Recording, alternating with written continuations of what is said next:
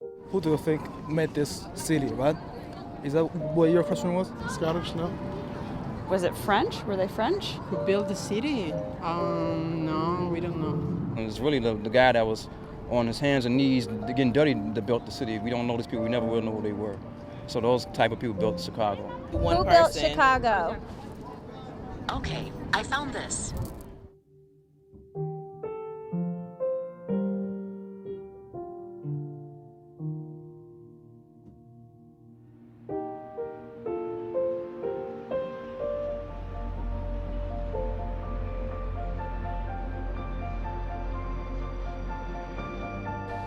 Chicago really began on the shores of Lake Michigan. It was just a frontier town, hard-scrabble place, but it had a lot of potential.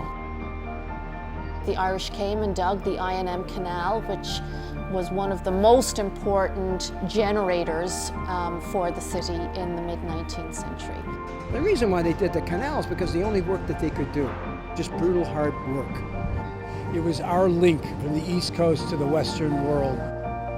The birth of the skyscraper began here, and people take pride in that.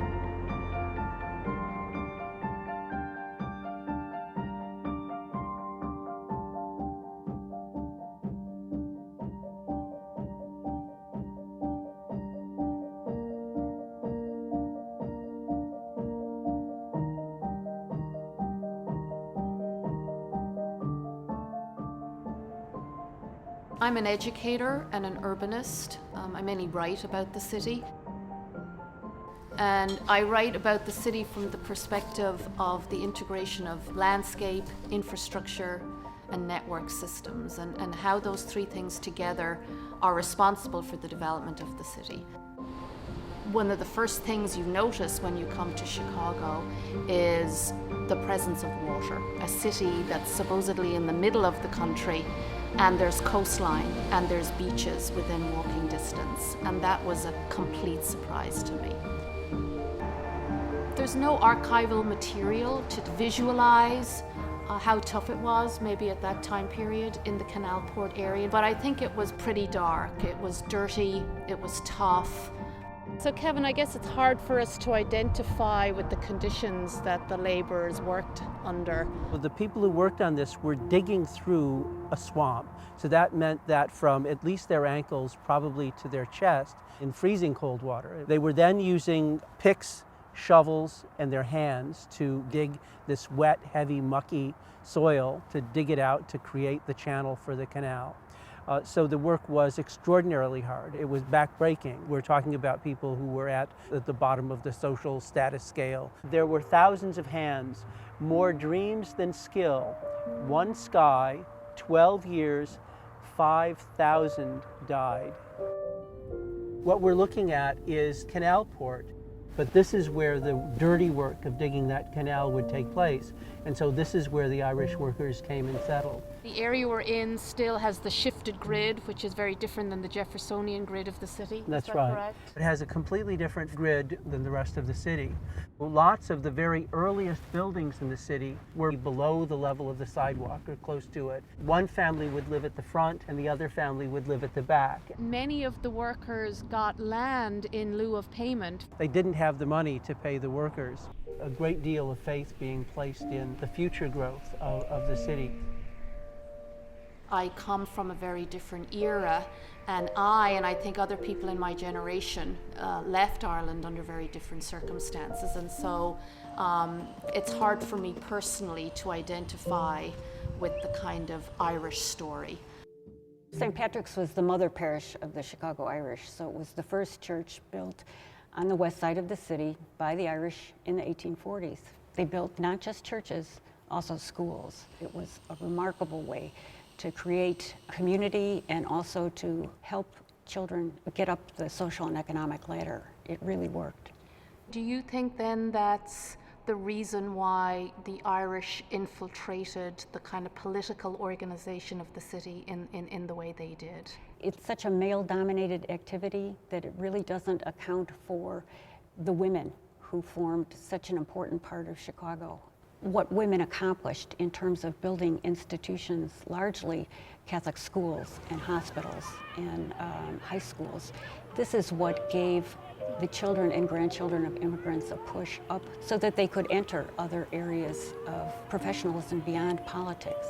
We could say women built this city. Women built this city in fundamental ways that have not been acknowledged in the history books. What was really fascinating is to learn the equally significant role women played in the city. They were the social engineers, the community architects of their day. Politics in the city of Chicago has been essentially defined by the Irish really since the time of the American Civil War in the 1860s. Chicago elected its first Irish mayor, Thomas Dyer, in 1856. Since that time, 11 men and 1 woman of Irish descent have occupied the 5th floor of City Hall as mayor of the city.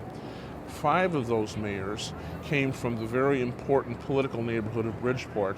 The Irish not only built the early infrastructure of the city, those canal workers lost their lives to cholera, to horrible accidents, and they lived in squalor in little wooden shacks. But they rose above that station in life to dominate the political scene of Chicago. To say that Irish immigrant labor built this city is not an overstatement. Because after they built the city, they built the tradition, they also built the culture. Chicago is still, I think, the most Irish city in the United States. I don't know if Chicago is the most Irish city in the US. I think Chicago, yes, is supposedly the quintessential American city simply for the reason that it had such diversity. People from different corners of the world, they made this city all together. The Irish, the Chinese, Italian, Polish people. Everyone built the city. It's an impossible question to answer. There's too many to count. We all built it as one nation. When I came here, I was aware of the legacy of IIT as an institution in the city, but not the kind of close ties between IIT and Ireland. Mies van der Rohe started the architecture school, and there's a whole generation of Irish architects who came to IIT and then went back to Ireland and disseminated this sort of teaching. So the influence that started here in Chicago sort of rippled across the world and certainly back to Ireland. The architect Robin Walker studied here under Mies and taught here under Mies before returning to Ireland, started the firm Scott Talon Walker. Mies's former pupils taught a whole generation of Irish architects, so you can see the influence of this building to this very day in Ireland.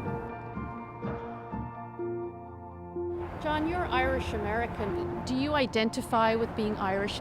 In traveling back and forth to Ireland, I realize the way in which I am Irish. And I think there's a particular Irish sensibility. If I go back to that poem by Heaney called Digging, and I think he's alluding to this kind of Irish work ethic, or how his ancestors dug in the ground for peat, but also digging on a very intellectual level. That's sort of an analog for what I try to do as an architect, but with space and materials.